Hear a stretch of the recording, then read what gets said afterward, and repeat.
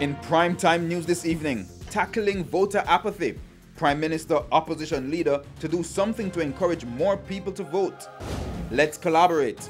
Wholeness calls for opposition support to fight crime. And new faces in the upper house. Senators sworn in, including a 23-year-old UWI student.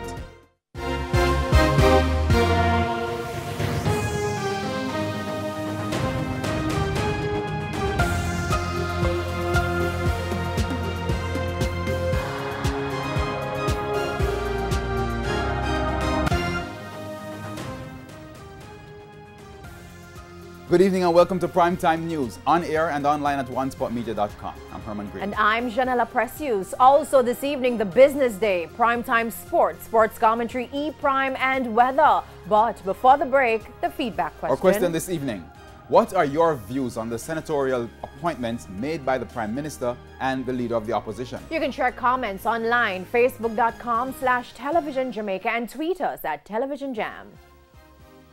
Please stay with us. Primetime News returns right after this break.